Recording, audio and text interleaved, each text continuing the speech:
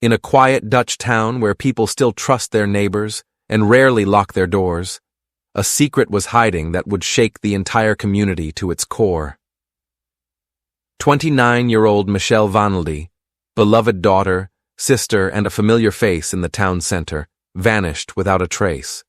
For 18 days, there were no clues, no calls, nothing. And when police finally revealed their prime suspect, no one believed it, not until the evidence became undeniable.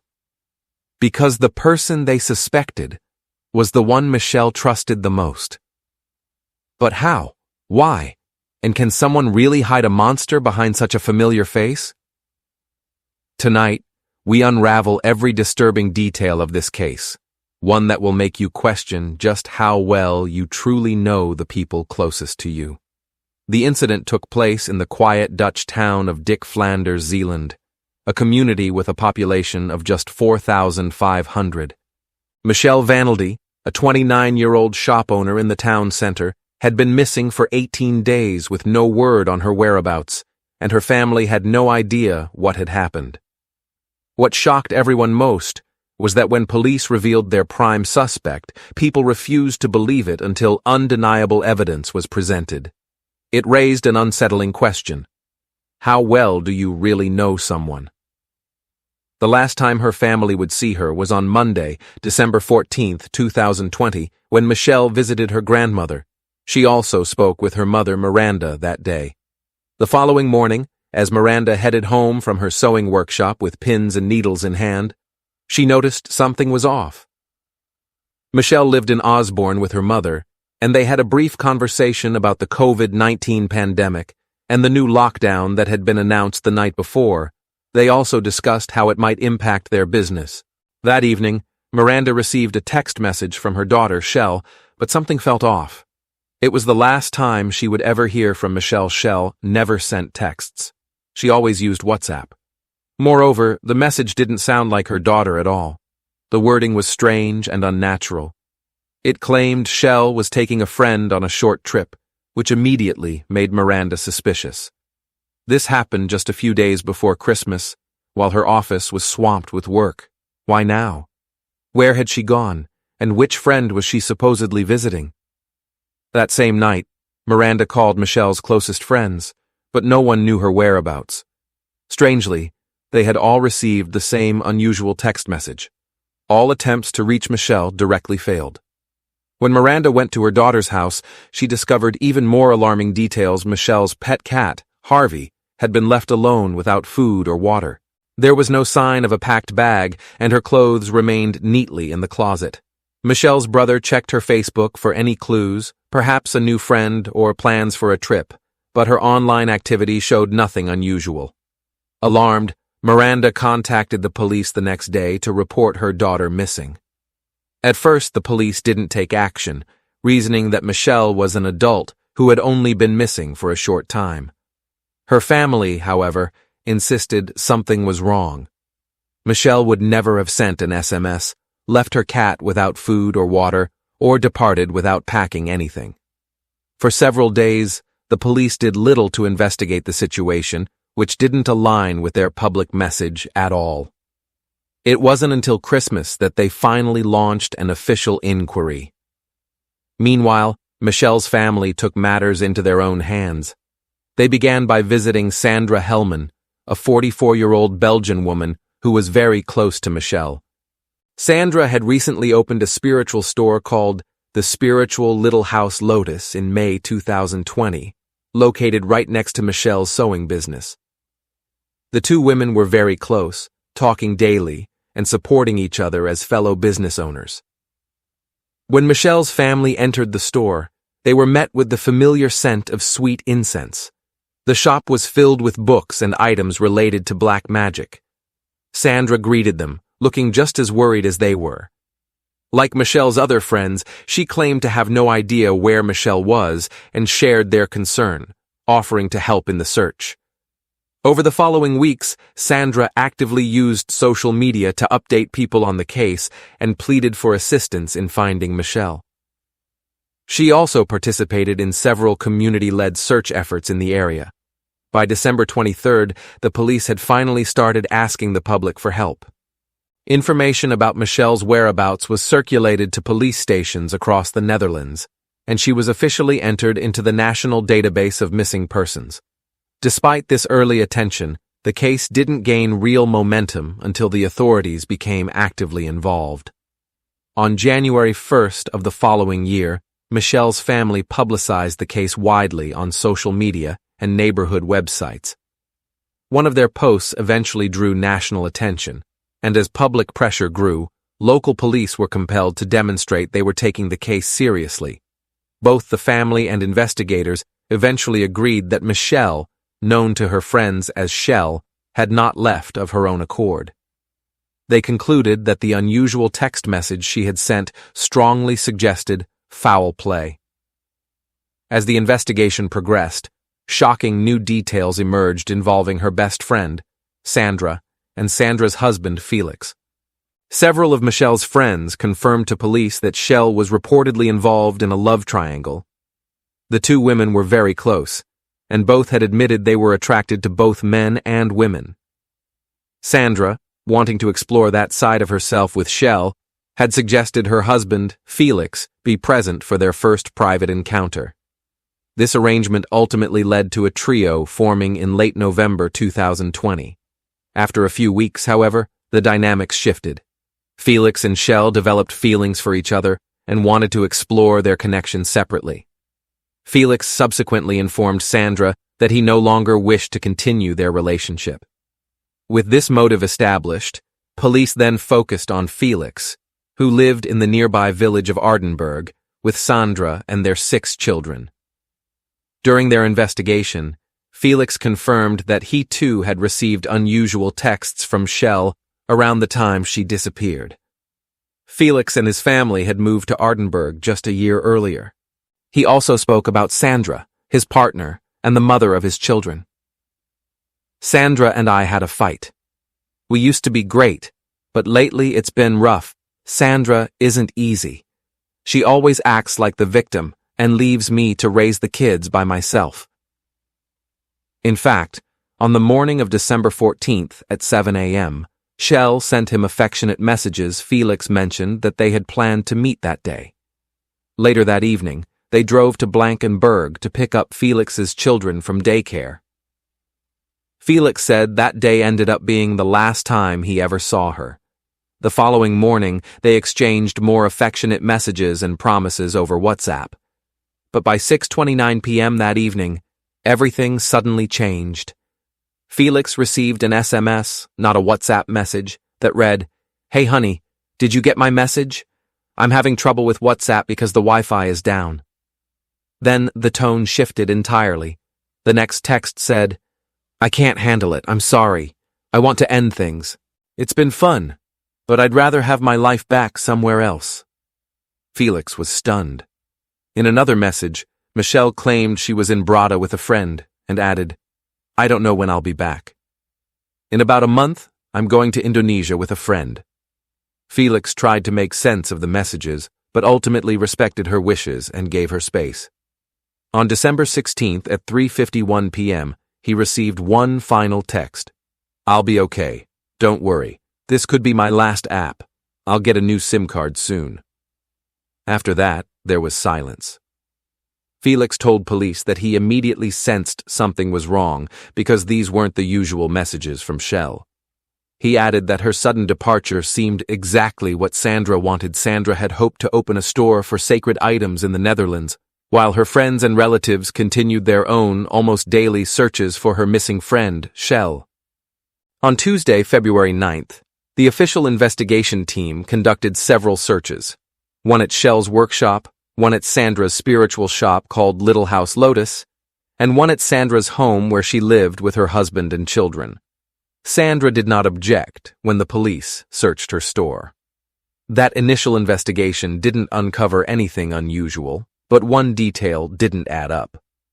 Sandra had consistently claimed that the last time she saw Shell was on the morning of December 14th. However, a photo recovered from her phone, deleted but retrieved by authorities, told a different story. The image, taken on Tuesday, December 15th at exactly 10:01 p.m., showed Shell inside Sandra's shop, specifically in the kitchen, typing the code to unlock her phone. If Sandra was being truthful, this photo made no sense. Could this also explain why the texts Shell supposedly sent didn't seem like they actually came from her? The inconsistencies raised serious questions. If Sandra was responsible, why would she take a photo that directly implicated her? Too many details didn't add up. She was apprehended immediately while preparing to go on vacation with her family. Throughout the arrest, Sandra repeatedly insisted she had nothing to do with Shell's disappearance. But the police soon uncovered something far more alarming. That same evening, they discovered a blood stain on the carpet beneath one of the round table legs. Forensic analysis confirmed it was Shell's blood. The Netherlands Forensic Institute also found traces of her blood on Sandra's shoes. The revelations didn't stop there, as police soon received a message from Sandra's husband, Felix. That same day, Felix was at a holiday cottage with the children when he mentioned something deeply disturbing. Their 13-year-old son recalled that a few weeks earlier, during heavy snowfall, his mother had asked him to help carry a large package from the garage to the family's car. The boy noted that the package had a foul odor because it was wrapped in trash bags. The police arranged an official interview with the boy in a child-friendly forensic studio. During the session, he confirmed his earlier account and added that his mother had later asked him and a friend to help move the same package again. This time from her shop to the car, investigators then cross-checked the boy's timeline with information from the car's GPS tracker. According to the data, the car had indeed been moving unusually and stopping in odd, out-of-the-way locations. This information led police to a drainage canal on Canal WG just outside the town of Solo and near the Belgian border. On the morning of February 16th, the National Underwater Search Team conducted a large-scale search of the area. They eventually discovered a trash bag hidden in the bushes containing the first remains of Michelle Vanldi. Over the following weeks, police conducted several more searches and were ultimately able to recover her entire body, which had been dismembered into 9 pieces. A doctor examined the remains on February 20th. Forensic analysis revealed that Michelle had been strangled and her body was dismembered after death, likely using an electric saw and an axe. Interestingly, the timeline indicated that the body parts were placed in the water well after she initially went missing, raising questions about where they had been kept during that time. Michelle's phone was later recovered from beneath a bridge, although it had been submerged for roughly 10 months. Experts at the Netherlands Forensic Institute were still able to extract valuable information from it. Sandra was a small, physically weak woman, standing at just 1.6 meters tall and weighing at least 20 kilos less than Michelle, though they were almost the same height. She was questioned 4 times over the following week, but mostly remained silent and denied the charges. Sandra appeared extremely deliberate in her speech, seemingly thinking through every word up to 10 times before she spoke. During questioning, she would sometimes sit motionless for 2 or 3 minutes at a stretch, to the point that investigators began to wonder if she was even processing their questions. It wasn't until her 5th questioning on February 16th, when authorities finally presented her with all the evidence against her, that she responded meaningfully. She then submitted a handwritten statement, which was later described as strange and largely fabricated. In it, Sandra acknowledged the existence of the love triangle, but denied that it motivated the crime, insisting she was innocent and hadn't committed any wrongdoing. She admitted the affair between Michelle and her husband, left her feeling betrayed. In fact, she had saved Michelle's contact in her phone under the name. Sandra explained she was acting out of protectiveness, never wanting her husband to be with another woman, but denied that she intended to harm Michelle. Instead, she claimed her goal had been to keep Michelle safe from Felix. She told police that Felix had a history of lying and manipulating people, and that she had warned Michelle he might try to get her pregnant to control her, just as he had allegedly done to Sandra years earlier. Sandra claimed Felix had abused her in the past, and that her only intention was to protect Michelle from the same fate. She acknowledged that Michelle was dead, but insisted she had no part in it. She suggested that anyone wanting the full truth should question Felix directly. Although she refused to say his name aloud, Sandra implied he was responsible for everything. She described receiving a troubling shopping list from Felix that included garbage bags, tape, a hand axe, a reciprocating saw, and an electric handsaw. She said he had sent her to a hardware store in Buggy to buy these items, and later instructed her to dispose of Michelle's body. Investigators examined Felix's potential involvement in depth, but found no evidence to support Sandra's claims. While it was true that Sandra had visited the hardware store and purchased every item on the list, including a scented tree air freshener that hung from her car mirror, there was no indication that Felix had instructed her to do so. Felix wasn't even in the area on the day Michelle disappeared. He had been working in Belgium all day. His alibi was confirmed through phone records, GPS data, and his employer's time logs. Investigators also reviewed the texts exchanged between Felix and Michelle, which painted the picture of a man deeply in love, but with neither motive nor opportunity to commit the crime. Sandra refused to cooperate further, and her claims regarding Felix were dismissed as false. She withdrew from the questioning process entirely, telling police she would remain silent until the investigation concluded. Her quiet persisted for months, but it didn't last. On April 14, 2022, nearly a year and a half after Michelle disappeared, Sandra finally revealed what had happened. She claimed it was an accident, even though she admitted she was solely responsible for Michelle's death. According to her, on the morning of December 15, 2020, a conversation in her shop's kitchen escalated into an argument over the emerging love triangle. The disagreement turned physical, resulting in a pushing match. Sandra claimed that Michelle had fallen and hit her head on a heater. When she saw Michelle bleeding and struggling to breathe, Sandra panicked. Fearing she would lose everything, she admitted to squeezing Michelle's throat instead of calling for help. A witness, who had been in Sandra's shop on December 15th, the day of the murder, later came forward, casting serious doubt on Sandra's version of events. During their visit, the customer reportedly heard groans coming from the back of the store. Sandra reportedly left the room briefly, returning a minute or two later, at which point the moans had stopped. The customer suspected that Sandra had killed someone and would face jail time. Investigators ultimately rejected Sandra's claim that Michelle's death was accidental or caused by a fall onto a heater. Forensic evidence revealed that Michelle had been struck in the eye with a hard object, leaving her defenseless. Sandra is said to have then tied her to a chair using a cloth, likely around 10 a.m. At some point after that, she choked Michelle. She then moved Michelle's unconscious or, by that point, deceased body into the changing room of her store, covering it with boxes and burning large amounts of incense to mask the odor. It is chilling to realize that Michelle's body remained in the store even when her family visited to check on her absence. Days later, Sandra spoke calmly to Michelle's worried mother and brother, all the while knowing the body was hidden behind a curtain just a meter away. She admitted that she had already planned to dispose of the body after that visit. Sandra admitted that she initially tried to move Michelle's body whole but was unable to do so. She then went to a hardware store, bought an axe and a handsaw, returned to her shop, and dismembered Michelle's body into 9 parts. Each piece was placed in a trash bag, which she then transported to a drainage ditch for disposal.